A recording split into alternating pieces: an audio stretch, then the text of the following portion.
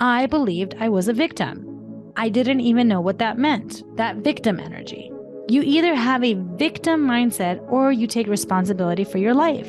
You either believe life is happening to me or life is happening for me. It's a choice. I read somewhere, if you want your future you to have a victory story, you gotta let go of the victim story. Welcome to the Life is a Healing Journey podcast by yours truly, Anuschka, with a C. This podcast explores how you can create a true healthy lifestyle and live your life to the fullest in the face of any circumstance by healing and balancing your mind, body, spirit. If you are someone that's been dealing with disharmony in any area of your life and you are committed to seeking harmony, this podcast is for you. Let's start healing.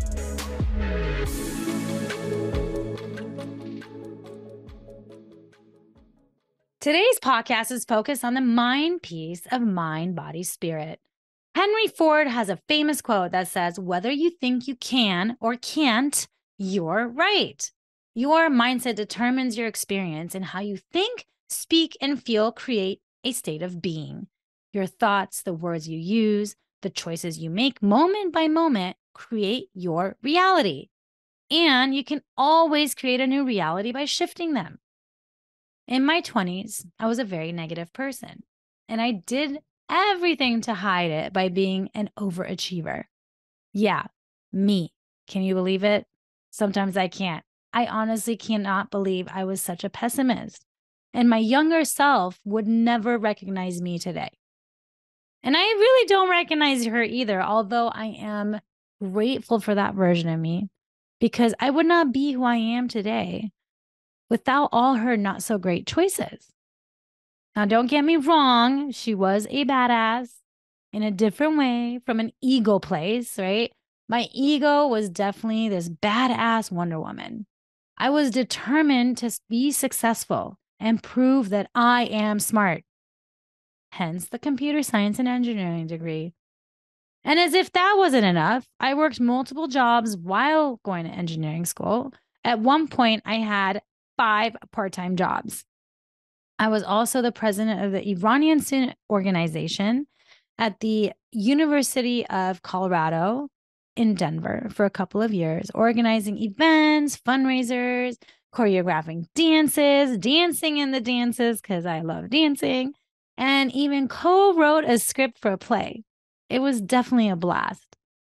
I did not allow myself to relax and just be, much other than doing my nails. That was my self-care, which I still love, by the way. And that's all I did for self-care.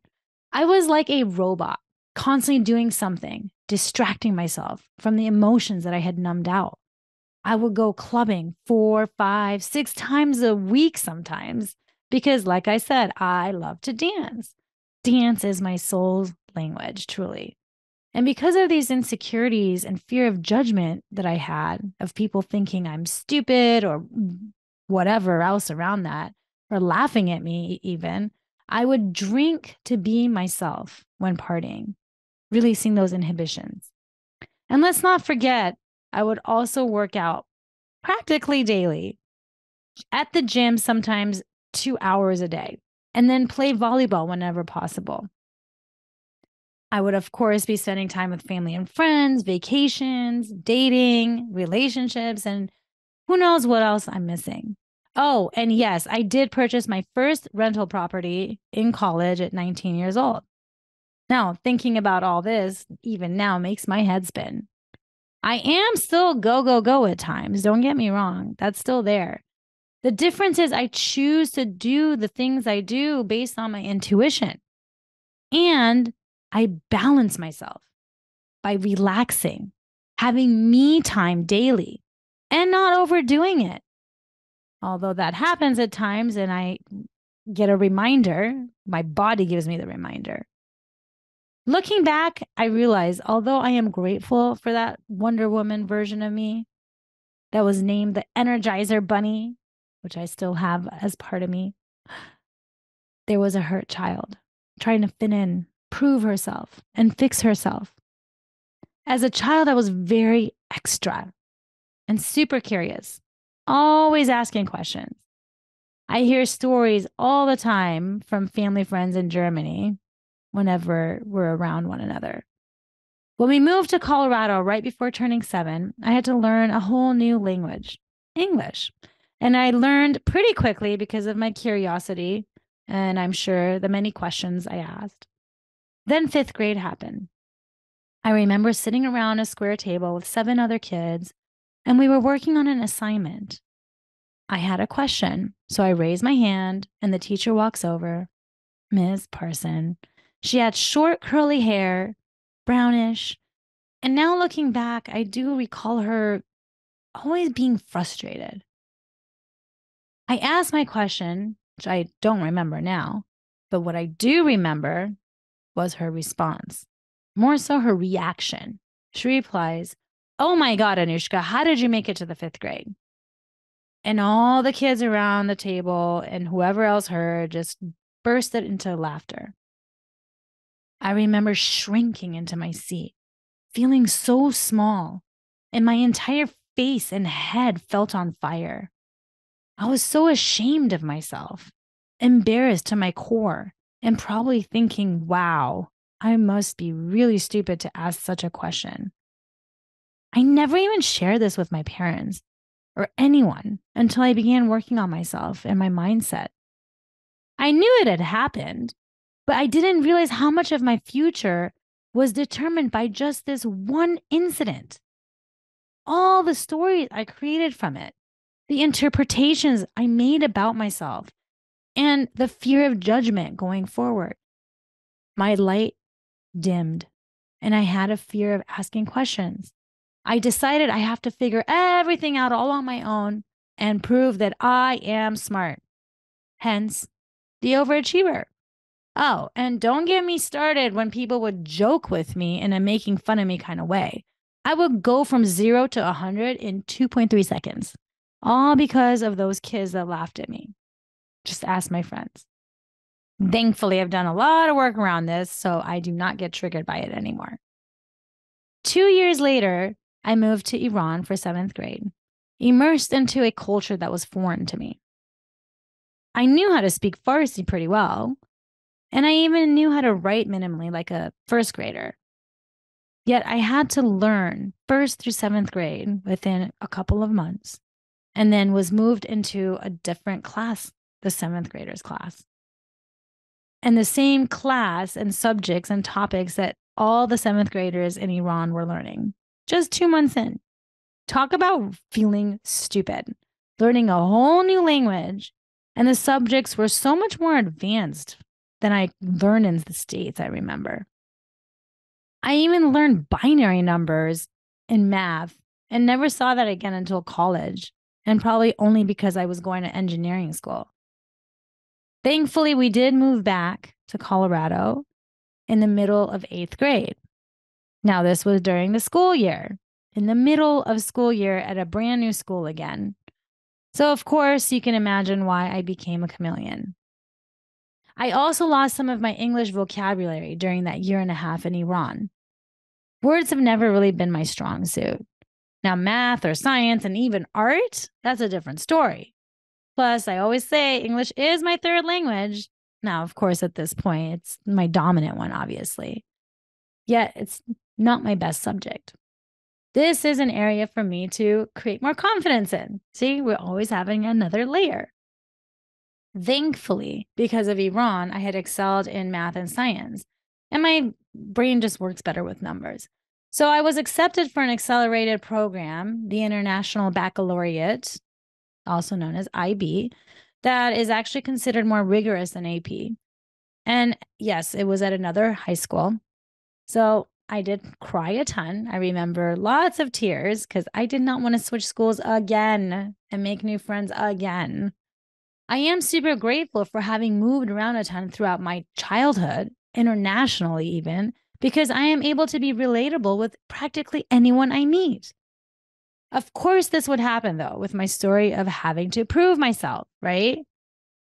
So, guess what happened in 9th grade English? Remember, it was accelerated and words are not my strong suit.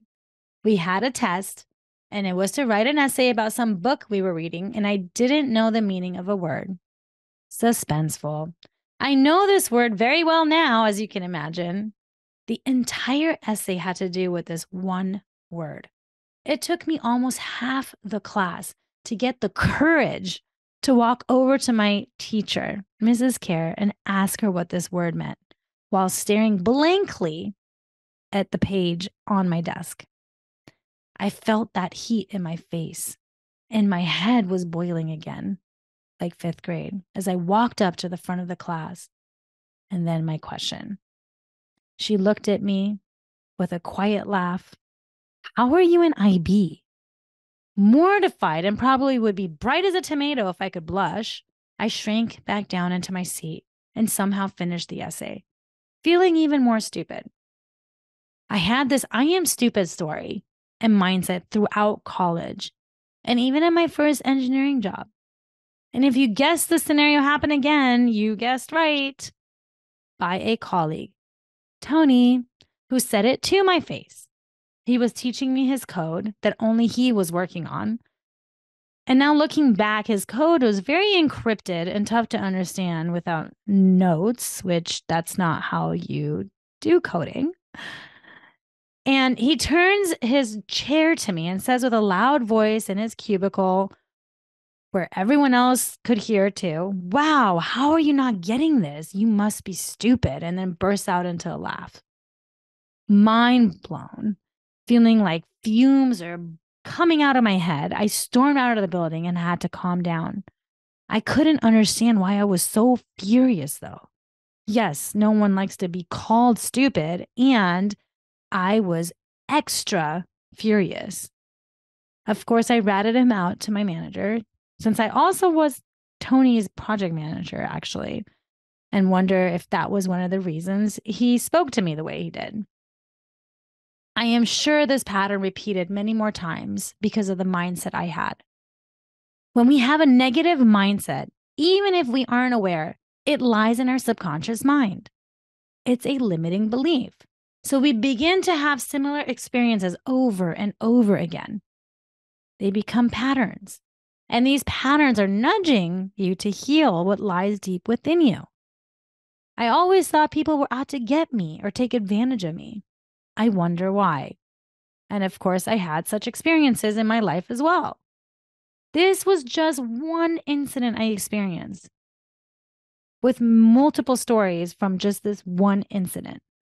There are many, and we all have them, whether aware of them or not. I believed I was a victim. I didn't even know what that meant. That victim energy. You either have a victim mindset or you take responsibility for your life. You either believe life is happening to me or life is happening for me. It's a choice. I read somewhere, if you want your future you to have a victory story, you gotta let go of the victim story. The key to shifting your life is first and foremost to become aware of the thoughts you're having regularly. Are you having more positive thoughts? Believing everything is always working out for you in your highest good? Or are you constantly having negative thoughts, feeling like life is out to get you? What you focus on grows, what you think about expands, and what you dwell upon determines your destiny. And of course, the words you use, whether you think them or speak them, establish the experiences you have. We create our lives, our reality. So the words you use frequently are powerful and essential. For instance, I never use the word remission. It is a disempowering word that means the symptoms of cancer have disappeared, but cancer may still remain in the body. Why would anyone use this word? To me, that's no different than saying the cancer may come back. If you have that in the back of your mind that the cancer may come back, guess what you're putting out there? No. Instead, I say, I am healed. I am cured. Cancer was a gift for me. It was a rebirth. And now, almost 6 years later, I'm healthier than ever when I was told I should be dead right now, according to statistics. I even say the cancer. or the brain tumor or the brain tumor healing journey. Never say my. It's not a part of me, so why would I say my? I hear people say my depression or my anxiety as if it's an organ or a body part. Remember, words are powerful. This is how I guide my clients as well to shift their perception to healed and be aware of their words, create replacement words, while taking all the actions, of course, to ensure healing happens. We live a life on autopilot and operate 90 to 95%, although I've also heard 99% from our subconscious mind, not our conscious mind. The more awareness we have, the more consciously we take action and make choices. This means we are not being driven by our past experiences, but rather get to choose how we respond rather than react. Take driving, for instance. All of you who drive today most likely do so on autopilot without thinking about it, right? You may be driving from work to home and not even remember how you got there. And I bet when you first started learning, this was not the case. You were very conscious and aware of everything. And if you were anything like me, your hands both were on the steering wheel, holding on for dear life with low music, feeling super stiff. The same thing probably happened when you first started walking or riding a bike or at your first new job, second new job, college, wherever. Why? Because it was unknown, uncomfortable, unfamiliar. It's in the uncomfortable that we grow, expand, and evolve. Elevate to that next level. It requires us to take on more conscious actions that have us expand our comfort zone by feeling uncomfortable. In 2015, I did a full three day personal transformation seminar where I discovered this I am stupid story. At this seminar, the thought of raising my hand just to say one word from my chair made me feel that heat again, as if I'm back in 5th grade. I even felt like I was going to faint. Just the thought of it. Through the brain tumor healing journey, I faced my fear of being judged for being stupid, and I began sharing my story publicly on Facebook Lives, mainly because I didn't want to repeat myself over and over since so many were curious about what was going on with me. So I decided to go live Wednesdays for Wednesday Wisdom and Wellness. My first one was the week I was released from the hospital, sharing about this avocado-sized tumor and my entire experience around it. I was so nervous that I had to take a nap afterwards because it drained me so much. It cracks me up thinking about how fearful I was of public speaking when now I do it last minute, even at times without preparation. Although I still prefer to prepare. My first time speaking in front of a crowd was between chemo cycles, and my worst fear happened. I forgot what I was saying in the middle of my talk. And instead of freaking out, I made a joke out of it. And I blamed my chemo brain. And I didn't die. Instead, I made everyone laugh. Those nervous butterflies you feel are no different than the excitement butterflies. It's just what you interpret them as. So I changed my perception and word of nervous to excited. I still feel them, and instead I view it as a feeling of alive. Having sensations in our bodies make us feel alive. Not when comfortable and on autopilot, day in and day out like a robot, not feeling really anything. Anything is possible when you commit to the change that you truly desire and begin doing the work to get there. Shifting from a negative, worst case scenario mindset like me in my 20s and early 30s to being called overly optimistic and the most positive person most people know, and believing magic can happen. So if I can do it, so can you. As for the practice area to take on, consider journaling. What thoughts come up most often? Are they more positive or negative thoughts? Are the words and thoughts you use regularly bringing you closer to your dreams or further away? Take a moment and think of the different experiences in your life that still stand out to you. Similar to the one I shared. And notice if certain stories were created from those experiences. What meanings you gave to that experience. And see how that's impacting your current life now. Subscribe to not miss next week's episode focused on the body. Thank you for listening to Life is a Healing Journey podcast. You are here to peel and heal one layer at a time, to live your life to the fullest in the face of any circumstance, while embracing a life filled with love, joy, and peace. If you are in disharmony in any area of your life and truly desire to be in harmony and committed to elevating your health and well-being, I'm one click away. Find me at healingwithanuschka.com. And remember, that's Anuschka with a C. And if you like what you heard, please subscribe and share this podcast with your loved ones. Get your healing on. Until next time.